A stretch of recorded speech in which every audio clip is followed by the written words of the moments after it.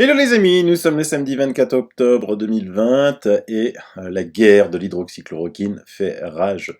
Hier dans mon émission, je vous avais montré cette décision complètement scandaleuse de l'Agence nationale de sécurité du médicament française concernant l'hydroxychloroquine.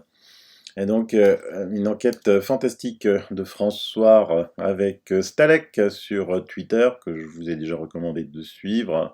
Le classement de l'hydroxychloroquine sur la liste 2 des substances vénéneuses empêche la vente libre. 3 ministres ont-ils tout dit? Oui, parce qu'il faut qu'on se pose des questions. Donc encore, c'est une enquête de François et de Stalek, donc suivez, je vous mets quand même quelques extraits. La première action influençant la décision d'achat d'hydroxychloroquine intervient le 13 janvier 2020 avec le classement de l'HCQ sur la liste 2 des substances vénéneuses. Jusqu'ici, le médicament est en vente libre. Désormais, il ne peut être délivré que sur ordonnance. Il a été affirmé que cette décision ne pouvait pas être imputée à la ministre de la Santé de l'époque, s'agissant d'une procédure engagée en 2018 par le laboratoire Sanofi, fabricant des spécialités Nivaquine et Plaquenil. Il est prétendu que Sanofi souhaitait obtenir un alignement des statuts de ces deux spécialités en ce qui concerne leur délivrance, avec ou sans ordonnance. L'intérêt de Sanofi à requérir une telle modification laisse dubitatif. Vous connaissez, vous, une seule entreprise qui dit « Ah, je sais pas, un vendeur de voitures, j'aimerais bien des taxes supplémentaires sur ma voiture. » Hein, non, parce que là, c'était en vente libre, tout le monde pouvait en acheter. L'Afrique en mange tous les jours. Et tout va bien en Afrique, merci pour eux. Et là, c'est le fabricant lui-même qui demande. Tiens, tiens. Donc, dans l'enquête qu'ont menée Stalek et François, pour revenir à notre champion français Cocorico Sanofi, un partenariat avec Régénéron, avec sa filiale Sanofi Genzyme. Alors rappelons que Régénéron est le laboratoire ayant fourni un des traitements utilisés anticorps monoclonaux par le président américain Trump. Sanofi Genzyme et Régénéron auraient développé en phase 3 d'essai un produit alternatif à l'hydroxychloroquine, le dopilumab et le sarilumab. Ce médicament n'est pas sans rappeler le tocilizumab, un médicament testé pour les formes graves de Covid-19 mais initialement utilisé contre la polyarthrite rhumatoïde développée par Gilead puis vendu à Roche. L'hydroxychloroquine étant dans le domaine public de longue date et donc ne rapportant plus rien, un des motifs de son classement aurait pu être pour laisser la place à une molécule plus rentable. De plus, une baisse de la production accouplée à une augmentation de la demande aurait permis une augmentation du prix. Sanofi est très silencieuse depuis le début de la crise à ce sujet et la boucle médicale pour être bouclée reste à savoir sur le rôle joué par les ministres respectifs et les autorités dans ces arrangements. Dès lors, la procédure de classement de l'hydroxychloroquine en liste 2 soulève des interrogations et nécessite d'être vérifiée. Les documents ne sont néanmoins pas accessibles au public et donc il faut absolument que l'on puisse les demander. L'article est beaucoup plus long, je vous laisse vous le lire sur François, on en reparlera après de François. Mais il y a peut-être d'autres raisons, hein. Ici, un article de 2017, une étude publiée, que je vous mets aussi dans les liens si vous voulez tout lire. Réutilisation de médicaments en oncologie, chloroquine et hydroxychloroquine comme agents anticancéreux. Vous lisez bien, agents anticancéreux. Cancer, c'est 1100 milliards de dollars hein, par an. Venir avec un truc qui coûte 3 fois rien, ça serait peut-être un petit peu grave. Ne lisez que l'abstract hein, de cette étude qui est quand même assez incroyable. La chloroquine et l'hydroxychloroquine sont des agents antipaludiques bien connus. Les preuves scientifiques soutiennent également l'utilisation de ces molécules dans le traitement du cancer. Dans l'ensemble des études précliniques soutiennent l'utilisation de ces molécules dans la thérapie anticancéreuse, en particulier en combinaison avec des traitements anticancéreux conventionnelles car elles sont capables de sensibiliser les cellules tumorales à une variété de médicaments potentialisant l'activité thérapeutique. Et vous verrez qu'il y a plus de 30 études. 30 études. Alors, ce qui est bien, c'est que dans cette étude, vous avez une rubrique évidemment toxicité. Et on lit l'administration à court terme de chloroquine et hydroxychloroquine provoque rarement des effets secondaires graves. Une exposition plus longue, mais là c'est pas le cas, hein, puisque le professeur Raoult dit même si certains en prennent tous les jours en Afrique, là son traitement c'est sur une durée quand même très limitée, hein, et du reste ils n'ont jamais vu une quelconque toxicité. Mais il y a plus grave, bon ça je vous l'avais déjà raconté dans mes émissions, mais peut-être que dans les émissions que je faisais en avril, En mars, c'était peut-être un petit peu trop tôt, donc je vais reprendre quand même des choses petit à petit que je mettrai sur Twitter, que j'avais découvert. Donc quand même là une parution datant du 22 août 2005, presque plus de 15 ans, plus de 15 ans. La chloroquine est un puissant inhibiteur de l'infection et de la propagation du coronavirus, du SRAS. Le syndrome respiratoire aigu sévère SRAS est causé par un coronavirus nouvellement découvert, le SRAS-CoV, et là on était au SRAS-CoV-1, aujourd'hui on a le SRAS-CoV-2. Aucun traitement prophylactique ou post-exposition efficace n'est actuellement disponible. Résultat, nous rapportons cependant que la chloroquine a de puissants effets antiviraux sur l'infection par le SRAS-CoV des cellules de primates. Ces effets inhibiteurs sont observés lorsque les cellules sont traitées avec le médicament avant ou après l'exposition au virus, suggérant à la fois un avantage prophylactique et thérapeutique. En plus des fonctions bien connues de la chloroquine, telles que l'élévation du pH, le médicament semble interférer avec la glycosylation terminale du récepteur cellulaire, l'enzyme de conversion de l'angiotensine. Cela peut avoir une influence négative sur la liaison virus-récepteur et abroger l'infection avec d'autres ramifications par l'élévation du pH vésiculaire, entraînant l'inhibition de l'affection et la propagation du SRAS-CoV à des concentrations cliniquement admissibles. Et des études comme ça, il y en avait plein. Il ne faut pas croire que sur le panel de, je sais pas, des 8000, 10 000 médicaments qui existent dans le monde, les Chinois, le professeur Raoult, ils ont dit tiens, qu'est-ce qu'on pourrait essayer en peinture? Non, il y avait déjà des études depuis très longtemps, très longtemps. Ils ont essayé, ça a marché. Une autre enquête de François, des décisions prises par le Conseil des ministres sur des bases d'informations incomplètes. Hein, je vous laisse lire l'article, je vous donne juste une envie de le lire. 3 propositions du collectif Santé en danger n'ont pas non plus été prises en considération ni évoquées, alors qu'elles proviennent quand même d'un ensemble qui regroupe plus de 170 000 soignants, quoi. Hein. 170 000 soignants, on s'en fiche complètement. Et là, il y a une carte intéressante, Covid-19, le taux de tests positifs en Europe, par des tests de dépistage positifs dans les pays d'Europe en septembre 2020, moyenne mobile sur 7 jours. Vous voyez en vert foncé les pays qui donnent un résultat inférieur à 1% par rapport aux gens testés. En vert clair, donc l'énorme majorité, ce qui donne entre 1 à 2,9%. En jaune, 3 à 5,9%. En orange, 6 à 10%. En rouge, supérieur à 10%. Et cocorico, la France est dans les pays qui donnent le plus. Alors, si vous imaginez un virus, comment vous pouvez comprendre qu'il y a des zones, vous voyez là par exemple, au milieu, il y a 1,5, et à côté, il est entouré de 10,3, 10,4, 6,8, 7,8. On reprend encore la théorie du virus qui s'arrête aux frontières. Non, non, c'est juste parce que les tests sont calibrés différemment en fonction des pays, et qu'en France, on a une calibration qui est très élevée et qui détecte n'importe quoi. Donc si vous avez un rhume, un conseil, n'allez pas vous faire tester parce que vous allez être catalogué Covid.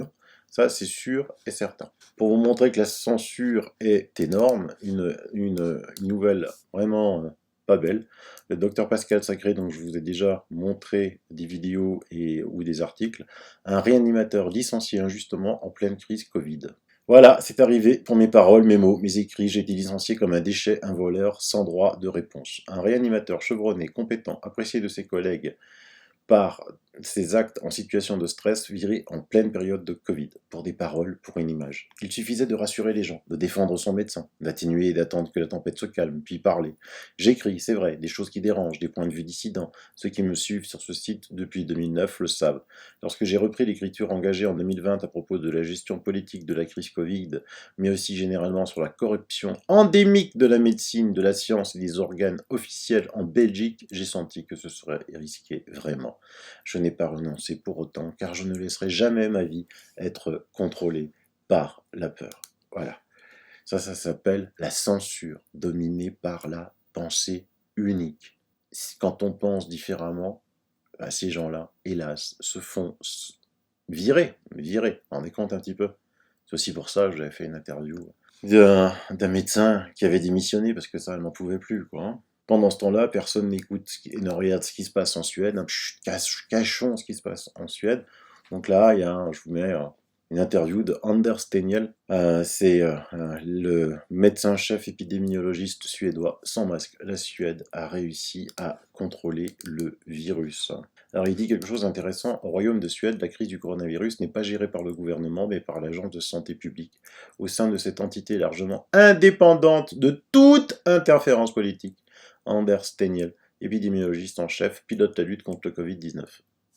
Et donc, voilà, bah, tout va bien en Suède, hein. Tout va bien en Suède. Ils n'ont pas confiné, ils n'ont pas détruit leur économie, ils vont pas, comme certains le veulent en France, détruire. Moi j'entends des médecins français, des journalistes qui disent mais il faut confiner totalement.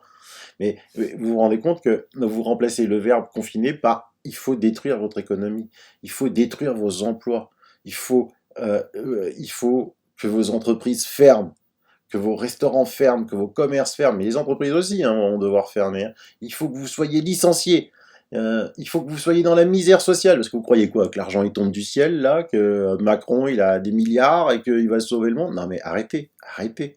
Tout ça pour un virus qui tue, certes, surtout les personnes âgées, surtout les personnes avec des pathologies. Il faut les protéger, mais arrêtez quoi. Hein 98% hier, je vous le disais, sont complètement asymptomatiques. Il faut arrêter. Et toutes ces affaires, on les découvre dans la presse indépendante quand même. Hein. Il ne faut pas l'oublier. Hier, je vous avais présenté, j'avais oublié de vous le dire, cet article. Des médecins en Corée du Sud demandent que les vaccinations contre la grippe soient suspendues après 25 décès. Hein. Donc c'était un article de The Guardian.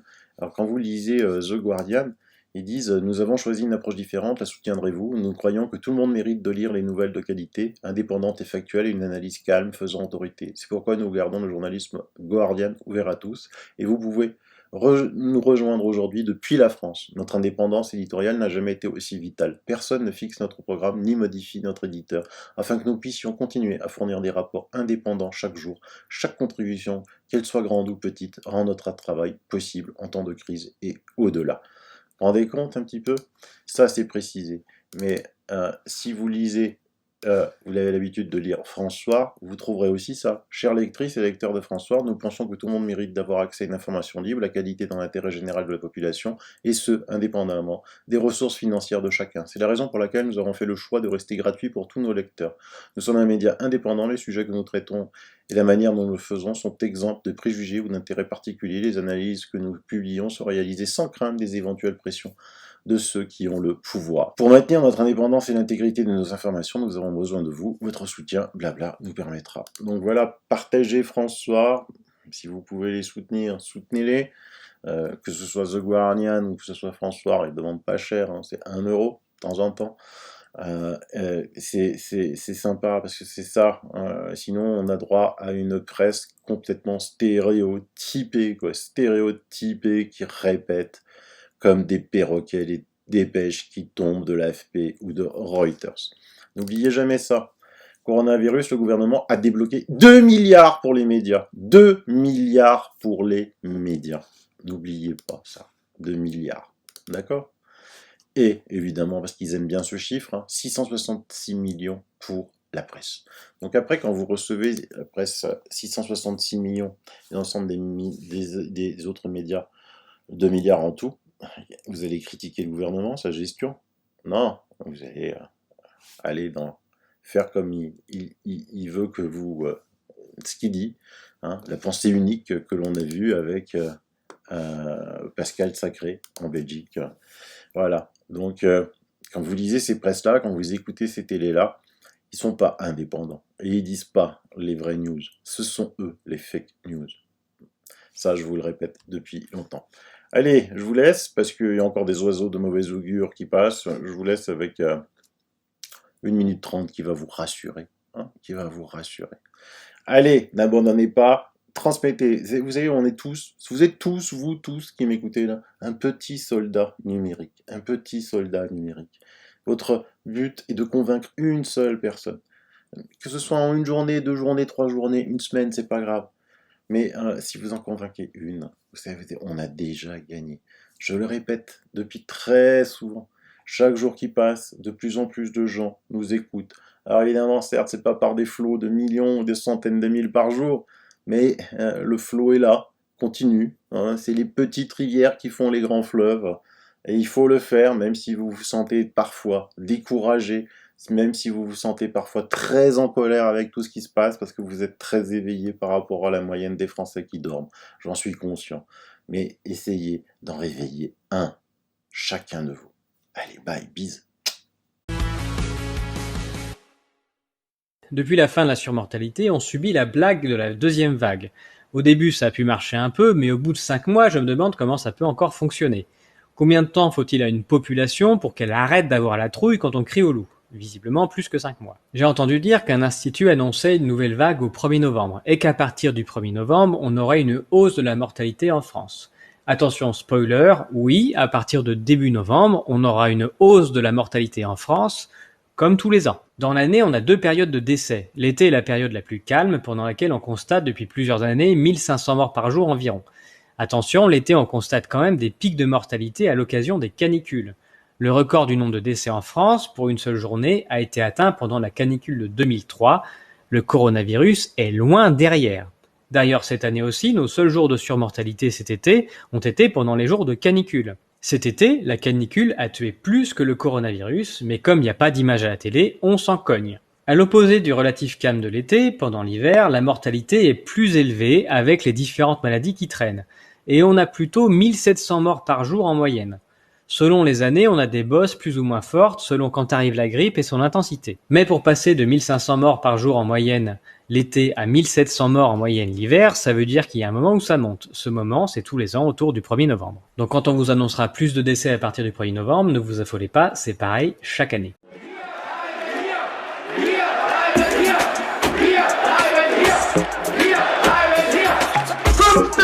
Leute sind angeblich hier und angeblich aufgelöst. What? Das ist doch gar nicht wahr. Das ist doch gar nicht wahr. Die Lügen in diesem Staat schlucken wir jeden Tag. Doch jetzt sehe ich es klar. Deine Propaganda. Bla bla bla bla bla. Fake News Media. Das ist doch gar nicht wahr. Das ist doch gar nicht wahr. Die Masse, sie folgt wie ein Schaf. Die Freiheit dreht sich im Grab. Doch der Widerstand ist da. Alla Che Guevara. Komm, sprecht es mir nach. Fake News Media. Dein Bildschirm ist wie eine Hypnose. Gehirn aus wie bei einer Narkose. Die Inszenierung einer Katastrophe. Ein Feindbild, so wie der Franzose. Dein Bildschirm zeigt dir, wie die Welt ist. Die Zahl schockt, auch wenn sie gefälscht ist. Das Bild wirkt, auch wenn es gestellt ist. Newsflash, Tausenden gefällt es. Dein Bildschirm wiederholt das Mantra. Bedrohung unaufhaltsam wie ein Panzer. Und alle lauschen sie jetzt diesem Mann da. Stopfen ihre Backen voll wie Hamster. Dein Bildschirm sagt dir, wer der Feind ist. Stay home, ruft die Bullen heimlich. Billionen für die Wirtschaft, sei nicht kleinlich. Und wer was anders sagt, der wird gesteinigt. Dein Bildschirm blickt in deine Seele. Dein Führer gibt dir die Befehle. Déjà-vu, was für eine Szene. Die Freiheit in der Quarantäne. We are at war. Wir sind im Krieg. Weil der so sehr auf unser gemeinsames, solidarisches Handeln ankommt. Das ist doch gar nicht wahr. Das ist doch gar nicht wahr. Die Lügen in diesem Staat schlucken wir jeden Tag. Doch jetzt sehe ich es klar, so klar. Deine Propaganda. Bla bla bla bla bla. Fake News Media. Das ist doch gar nicht wahr. Das ist doch gar nicht wahr. Die Masse, sie folgt wie ein Schaf. Die Freiheit dreht sich im Grab. Doch der Widerstand ist da. Alla Che Guevara. Komm, sprecht es mir nach. Fake News Media. Wir sind in einem Krieg um unser Klima. Doch ihr kämpft um Exporte gegen China. Wir sind in einem Krieg gegen die Armut.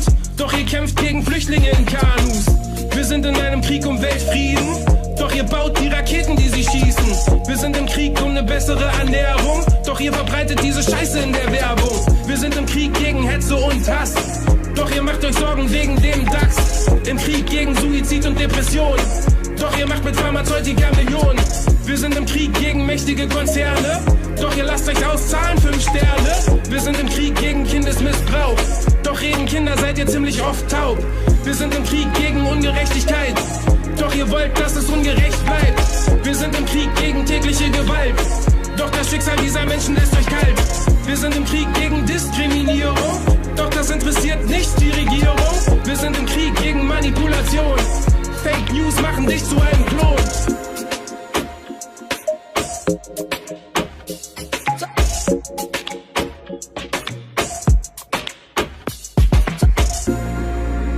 Das ist doch gar nicht wahr.